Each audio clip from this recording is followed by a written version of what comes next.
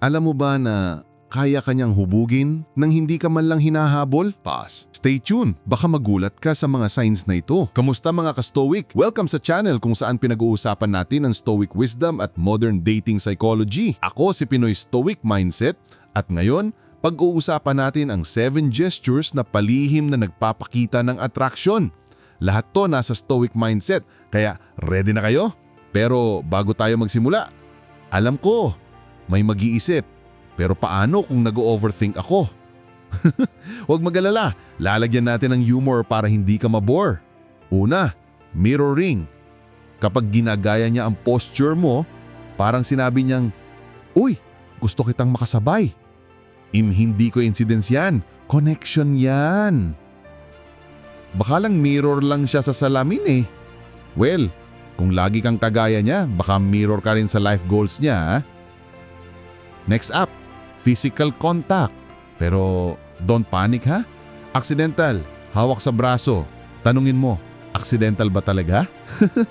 Stoic tip, be calm, don't pull away agad. Let her see you're composed. Number 4, hair and neck play. Oo, gandang-ganda kayong lahat. Pero bakit hair? Hair touching or rubbing neck? Subconscious vulnerability signal. Wala namang laban si hair salon dito. Number 5, eye contact but with a twist. Titig siya tapos biglang iwas. Romantic tension, promise. Stoic hack, smile and hold eye contact ng konti. Show confidence. Number 6, laughter beyond punchline. Kung sobra-sobra ang pawa niya kahit walang biruan, baka ikaw na ang punchline ng puso niya.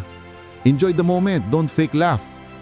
Number 7, time extension tactics. Hinahanap ng dahilan para tumagal ang usapan. Doon mo malalaman. Sabi ni, asan na yung susunod? Quality time equals quality signals. So mga ka-Stoic, ito ang 7 secret gestures na magpapakita ng interest niya. Ngayon alam mo na, Stoic mindset at female psychology equals powerful combo. Kung nag-enjoy kayo at may natutunan, like na to at subscribe sa channel para hindi kayo mahuli sa next video. Hit the bell para lagi kang updated. Salamat sa panonood. Comment kayo sa baba kung alin sa mga gestures na nakita nyo na nangyayari sa inyo. Kita-kits tayo sa susunod mga ka-Stoic. Stay calm, stay stoic.